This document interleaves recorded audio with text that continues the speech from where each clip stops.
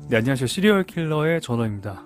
지난 11일 서울구로경찰서는 중국 국적의 40대 남성 A씨를 살인폭행 현행범으로 체포해 조사하고 있다고 밝혔습니다. A씨는 이날 오전 6시경 구로구의 한 공원 앞 길가에서 60대 남성 B씨의 얼굴을 발로 여러 차례 폭행한 뒤 주변에 있던 깨진 도로 경계석으로 때려 숨지게 했죠. 당시 지나가던 행인이 피를 흘리고 있는 피해자 B씨를 발견해 119에 신고했고 경찰이 사건 현장에 곧바로 도착했으나 B씨는 이미 숨진 상태였다고 알려집니다. A씨는 첫 피해자를 살해하고 도주하던 중 인근에서 리어카를 끌며 고물을 줍던 노인 C씨도 폭행했다고 하죠. 경찰이 A씨를 상대로 마약류 간이 시약 검사를 한 결과 필로폰 양성 반응이 나왔습니다. 경찰은 12일 A씨를 추가 조사한 뒤 구속영장을 신청했었죠. 이어 지난 20일 서울금천경찰서는 강도살인, 폭행, 출국관리법 위반 등 혐의로 A씨를 서울 남부지법에 구속 송치했습니다. A씨는 이날 오전 7시 25분 살인 이유가 무엇인지, 피해자에게 미안하지 않은지 등의 취진 질문에 묵묵부답으로 일관했다고 합니다. 피해자인 60대 남성 B씨는 홀로 꿋꿋하게 삶을 이어온 일용직 노동자였습니다. 나이가 많아 일을 많이 시키지 못해서 한두 번 일을 나가는 게 전부였다고 합니다.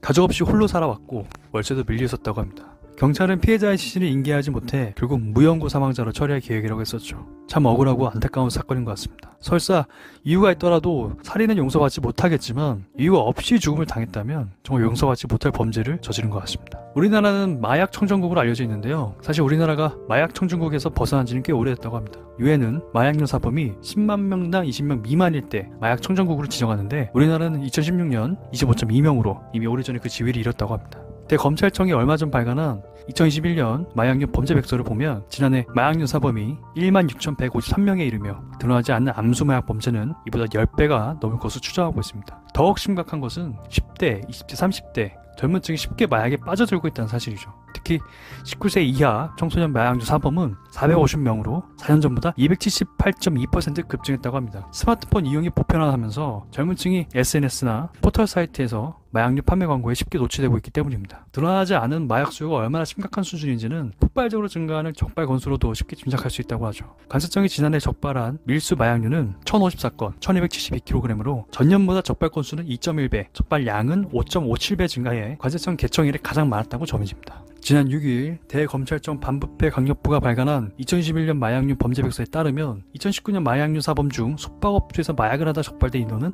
1716명에 달했다고 합니다. 전체 마약 사범 16,440명의 10.7%에 달하는 숫자이죠. 2021년에는 이 비중이 더 늘어서 11.4%까지 됐다고 합니다. 향전신성 의약품 사범, 향정사범의 경우 전체 15.5%가 숙박업소에서 적발됐다고 합니다. 아편, 모르핀, 헤로인, 코카인은 천연 마약이고 필로폰, 바르비탈륨, LSD 등 환각을 유발 발동시키는 물질은 향정신성 물질이라고 하죠. 반면 가정집에서 적발된 마약류 사범 비율의 경우 2019년에는 30.2%였지만 2021년 27.8%로 줄었다고 합니다. 과거 자택 등에서 마약류 투약이 주로 이루어졌으나 최근에는 단속이 쉽지 않다는 이유로 숙박업소에서 마약을 투약하는 마약류 사범이 꾸준히 증가하고 있는 것이죠. 경찰에 따르면 숙박업소를 옮겨 다니는 경우 범행 장소가 일정하지 않아 시민의 신고가 없으면 적발이 쉽지 않다고 합니다. 현재 숙박업소 운영자들은 혹여나 마약 사범이 방문해 객실에서 마약을 투약할까 점점 급증하고 있는 상황이죠. 국내 시중에서 유통되는 마약은 대부분 해외에서 밀반입되고 있다고 합니다. 이론적으로 보면 모두 공항, 항만의 세관을 통과한 것인 셈이죠. 코로나19 때문에 해외 출입국이 어려워지면서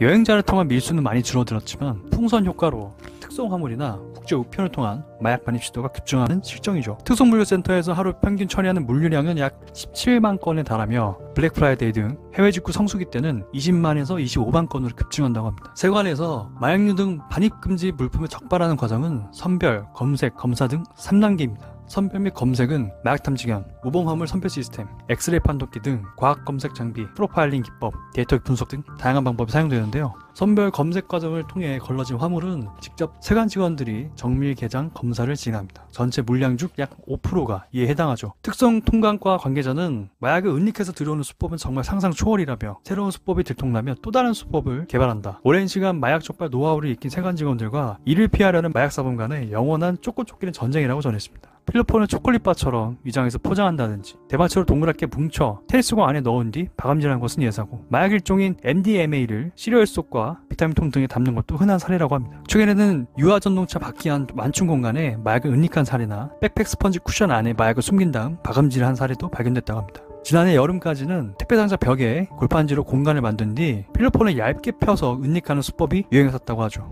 그렇다면 밀반입된 마약은 국내에서 어떻게 유통되는 것일까요? 다크웹, 가상자산, SNS 등을 이용한 비대면 마약 접촉 및 구입이 쉬워진 탓이라고 하는데요. 텔레그램, 위챗 등 SNS로 경로가 다양하다고 합니다. 구매자가 텔레그램으로 구매 의사를 밝히면 판매자들은 돈을 먼저 송금받고 이후 땡땡 아파트 쓰레기통에 넣어뒀다는 식으로 장소를 알려주고 구매자는 해당 장소에서 마약을 찾는 식으로 거래를 진행합니다. 서로 얼굴 한번 보지도 않고도 마약을 사고 팔 수 있는 셈이죠. 이와 같이 CCTV 없는 평범한 주택 옥상에 구매자가 찾아가는 이른바 마약 던지기 거래도 발생하고 있다고 합니다. 경기 일산시 동구의 한 숙박업소에서 20대 여성이 필로폰을 투약한 혐의를 받았다고 합니다. 여성이 마약을 했다는 신고를 받고 출동한 경찰은 현장에서 여분의 주사기와 목격자 진술을 확보했고 경찰이 추궁해 텔레그램으로 마약을 구매했다고 자백한 것으로 알려졌습니다. 마약이 담긴 것으로 추정되는 택배를 투숙 호텔로 배달시켜 수령한 30대 남성이 경찰에 검거된 적도 있었는데요. 검거된 날 오전 5시 40분 서울 송파구 방이동의 한 호텔에서 마약이 담긴 것으로 추정되는 택배가 배달왔고 A4용지 크기의 상자인 택배에는 발송인, 수취인 등이 전혀 적혀있지 않은 상태로 전해졌죠. 이후 택배는 김씨가 수령해갔고 첩보로 입수한 경찰은 김씨가 투숙한 호텔방을 찾았으나 김씨는 방문을 열지 않았고 이윽고 방 내부에서 물건을 급히 치워 뛰어다닌 듯한 소음이 발생하자 경찰은 마스터키를 이용해 문을 강제 개방해 검거했다고 하죠. 또 다음은 지인으로부터 필로폰 매수를 부탁받은 최모씨는 위챗을 통해 마약사에게 연락, 세 차례 마약을 전달하며 중간다리 역할을 하고 이 과정에서 그는 자신이 흡입할 필로폰도 직접 세 차례 구매에 투약하기도 했다고 합니다. 최씨는 15만원 상당의 위안화를 마약사에게 송금하는 등 중국 화폐로 환전한 뒤 대가를 지불하는 수법으로 마약 매매를 성사시켰고 마약 매매와 투약 등 혐의로 재판에 넘겨진 최씨는 지난 3월 징역 10개월을 선고받았다고 합니다. 심지어 코인 투자 정보를 공유한다며 이용자를 끌어모았던 텔레그램 채팅방들 안에서 온갖 불법 거래가 이루어진다고 합니다. 지난 2일 낮 12시 기준 이용자 2,500여 명이 참여하고 있는 한 텔레그램 방에는 매일 마약 매매, 통장 거래, 불법 프로그램 거래 등 각종 불법 거래 홍보 게시글이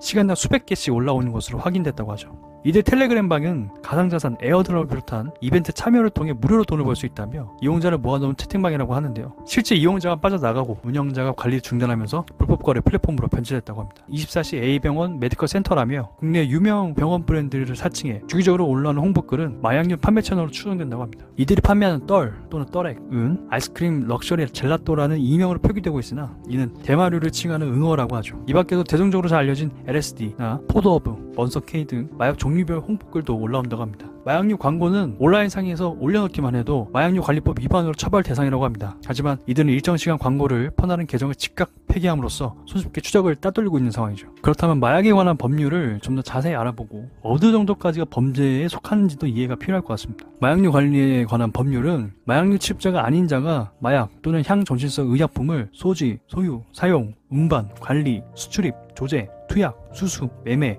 알선 또는 제공 등의 행위를 하는 것을 엄격하게 금지하고 있습니다. 마약류는 단순 소지만으로도 처벌이 가능하며 소지하고 있는 마약류의 종류, 소지량, 소지 목적, 투약 여부 등에 따라 처벌 수위가 달라지는데요. 예를 들어 필로폰, 엑스터시 등을 소지한 경우 10년 이하의 징역 또는 1억 원 이하의 벌금에 처해지며 대마, 프로포폴, 졸피뎀 등을 소지한 경우 5년 이하의 징역 또는 5천만 원 이하의 벌금에 처합니다. 만약 마약 사용 또는 이와 관련된 금지 행위를 하기 위해서 장소나 시설, 장비, 자금, 운반수단 등을 제공한 것이 드러나면 10년 이하의 징역 또는 1억 원 이하의 벌금형을 받을 수 있으며 마약 밀수, 일반입의 경우에는 최대 무기징역까지 선고가 가능하다고 합니다. 현재 상황이 이런데도 정부의 대응은 큰 관심은 없어 보입니다. 마약류 사범이 1만 6천여 명을 넘어 치료를 받아야 할 환자가 눈덩이처럼 늘고 있지만 중독 치료를 받는 환자는 연간 200명 정도에 불과하다고 하죠. 마약 중독자를 위한 마약 중독 치료 보호 지정 병원으로 지정된 전국 21개 병원에서 최대 1년간 치료를 받을 수 있는데 21개 병원 중 현재 제대로 운영되고 있는 곳은 단 2곳뿐이라고 합니다. 21개 병원 중 13곳은 지난해 마약류 중독자를 치료한 실적이 전무하고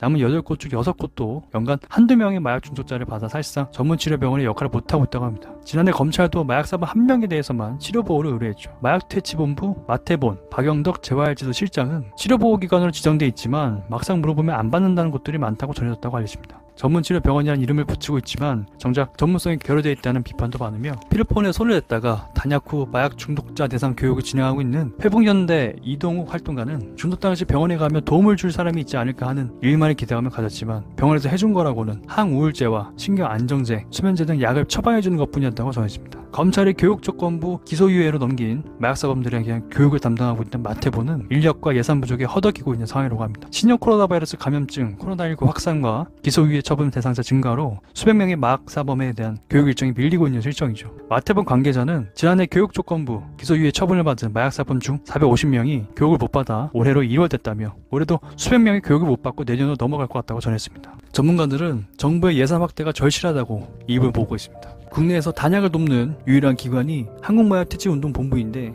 여기에 지원되는 연간 예산이 33억 원에 불과하죠. 21개 마약 중독 전문 치료 병원에 투여되는 예산은 고작 4억 원입니다. 현재 마약 중독자들의 단약을 돕기 위해 재활과 치료를 병행하는 마태본의 중독재활센터는 예상 등 문제로 전국에 2곳밖에 없다며 마태본 관계자는 전국에 골고루 있는 마약 중독자들을 위해선 최소한 권역별로 중독재활센터가 있어야 한다고 말했습니다. 마약사건 전문가 박진실 변호사는 마약사범은 결국 꾸준한 관리가 필요한데 현재 한국은 재활관리 측면에서 너무나도 열악하다며 마약사범들이 찾아갈 수 있는 곳이 없다 보니 재범률을 낮추지 못하는 것이라고 비판했습니다. 이어 관계부처들은 마약 문제를 엄중하게 본다고 말은 하지만 실제 배상된 예산을 보면 터무니없이 적다며 예산이 있어야 재활을 돕는 단체나 병원이 더 생기고 이를 통해 마약 중독자가 약을 끊는 선순환이 가능하다고 의견을 보탰습니다. 정부가 여전히 마약은 소수의 문제라는 안이한 인식을 바뀌지 않는다면 조만간 걷잡을 수 없는 사태를 초래할 게 불보듯 뻔하다고 합니다. 어렵사리 검거한 마약사범들은 범죄 경중, 제법 유무 등에 따라 각자 다른 처분을 받습니다. 초범이고 단순 투약에 그쳤다면 기소유예 처분을 받거나 재판에 넘겨지더라도 벌금형이나 집행유예를 선고받을 가능성이 높고 마약 중독자들은 여타 범죄자들과 달리 형사처벌보다는 치료가 더 필요하다는 공감대가 형성되어 있기 때문이죠. 문제는 선처를 받는다고 해서 이들이 바로 약을 끊는다는 의미인 단약에 성공하고 사회에 복귀하는 것은 아니라는 점입니다. 검찰청에 따르면 지난해 검거된 마약사범 16,153명 중 이전에도 마약범죄로 입건된 적이 있는 이들은 5,916명으로 36.6%에 달합니다. 3명 중 1명은 수사기간이 적발된 뒤에도 다시 마약에 손을 댔다는 의미죠. 청춘을 꽃피울 시기인 20대에 마약을 시작했다가 끊지 못하면 평생 중독, 검거, 구치소에 굴레에 갇힐 가능성이 높다고 합니다. 개인의 인생이 망가짐과 동시에 사회도 같이 병드는 것은 마찬가지고요. 마약이라고 하는 것은 한번 손을 대면 끊기가 불가능할 정도로 어려운 만큼 마약을 애초에 시도하지 않으려는 태도가 필요하고 그러한 태도를 갖기 위해서는 국민들에게 정부가 더욱 적극적으로 마약의 위험성에 대해서 알려줘야 한다고 생각합니다. 다크웹, 가상자산, SNS 등을 이용한 비대면 마약 접촉 및 구입이 쉬워진 만큼 사이버 경로를 통해서 유통되는 마약을 잡을 수 있는 방법이 더욱 필요해 보이고 설령 누군가가 마약에 손을 댔더라도 단약, 즉 마약을 끊는 것에 대한 정부의 관심과 더 큰 규모의 예산 지원이 필요해 보입니다.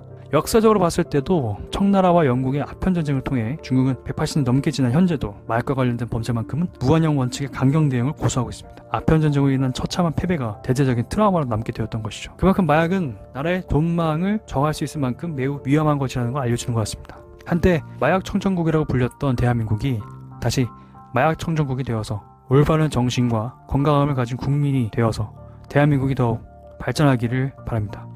오늘도 영상을 시청해주셔서 감사합니다. 당신 생각은 어떻습니까?